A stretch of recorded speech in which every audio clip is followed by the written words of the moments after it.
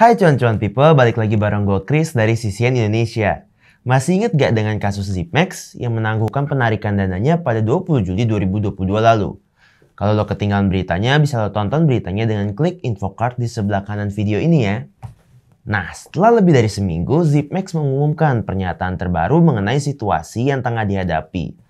Pernyataan ini mencakup fakta-fakta dan sikap ZipMax untuk menghindari kesalahpahaman dan kesalahan penafsiran dalam kasus penangguhan penarikan dana fiat dan kripto beberapa saat lalu. Semua informasi dan pernyataan yang gue bahas pada video kali ini gue dapetin dari berbagai media online yang membahas mengenai perkembangan kasus ini juga. Tapi sebelum gue masuk ke berita hari ini, jangan lupa untuk terus support CCN Indonesia dengan cara klik tombol subscribe dan nyalain lonceng agar lo nggak ketinggalan informasi seputar dunia cryptocurrency di konten-konten kita. Langsung aja kita masuk ke pembahasannya, let's check this crypto news today.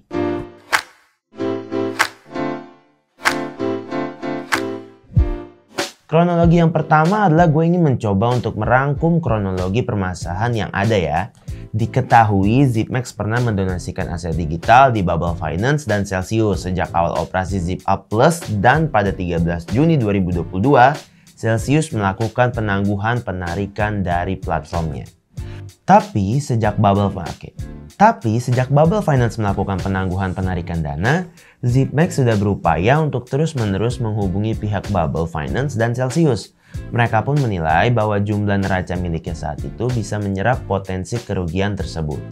Jadi mereka sudah menyetujui untuk menyerap potensi kerugiannya dan menghapus jumlah piutangnya. Akhirnya, guna mencegah volatilitas pasar jangka pendek, ZipMax memutuskan untuk menghentikan sementara transfer antara Z-Wallet dan Trade Wallet yang bertepatan dengan pemeliharaan rutin dan terencana dari aplikasi serta server milik ZipMax. Di sisi lain, penarikan berjenjang pada dompet perdagangan Trade Wallet melalui platform ZipMax dalam jumlah kecil sudah bisa dilakukan sejak 22 Juli 2022. Proses pengajuan permohonan moratorium di Singapura. Nah, di satu sisi juga sejumlah publikasi melaporkan bahwa ZipMax mengajukan permohonan palitnya. Padahal hal ini nggak benar. Pengajuan moratorium pada pengadilan Singapura ini dilakukan untuk pengajuan moratorium atas hutang yang berguna untuk memberikan waktu kepada perusahaan sehingga bisa menemukan solusi atas masalah yang terjadi. So, mereka bukan mengajukan permohonan pilot ya.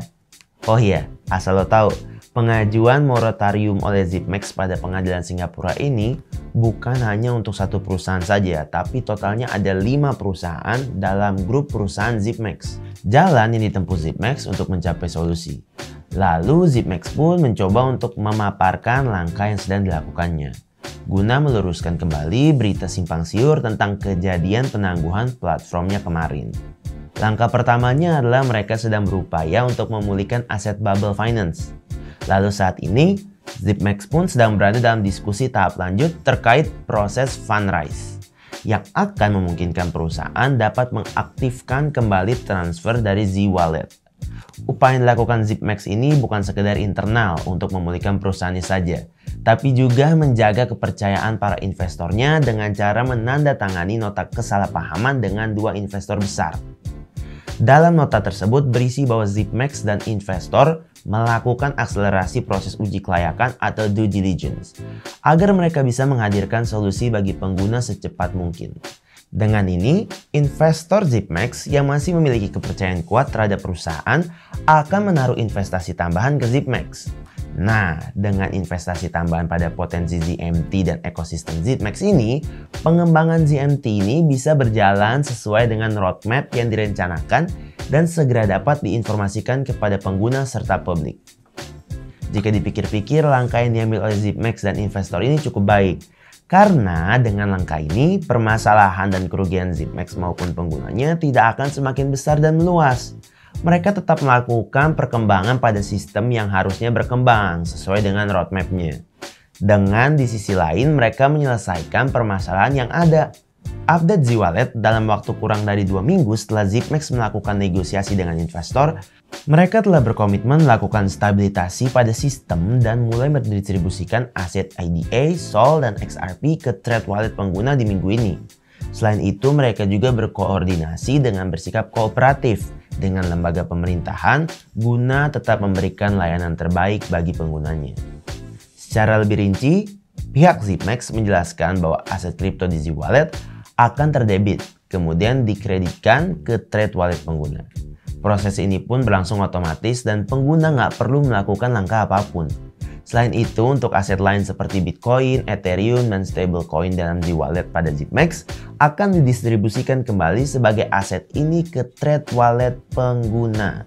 Dengan adanya kesepakatan dan komitmen dan langkah baru ini, terbukti bahwa ZipMax dan investornya memiliki tingkat kepercayaan yang berkesinambungan, sehingga seluruh rencana untuk menyelesaikan masalah ini dapat berjalan dengan lancar walaupun belum final dan masih ongoing. So, itu adalah berita mengenai perkembangan kasus penangguhan ZipMax yang terjadi minggu lalu yang membuat marah beberapa penggunanya. Semoga dengan adanya upaya-upaya dari pihak ZipMax, Semoga dengan adanya upaya-upaya dari pihak ZipMax dan dengan bantuan investor yang kooperatif, permasalahan dan kerugian ini bisa diselesaikan dan menemukan titik terangnya. Bagaimana menurut kalian tentang upaya yang dilakukan ZipMax? Dan untuk kalian yang merupakan pengguna ZipMax, sebaiknya tetap sabar menunggu agar permasalahan ini cepat selesai ya. Gua dan tim CCN Indonesia di sini tidak berpihak kepada siapapun atas adanya kasus tersebut. Setiap keputusan trading ataupun investasi tetap ada di tangan lo. Pelajari dan analisa semua kegiatan sebelum membeli dan menjual aset lo. Segini dulu berita yang bisa gue berikan. Sampai ketemu di video kita selanjutnya. Bye bye, cuan-cuan people.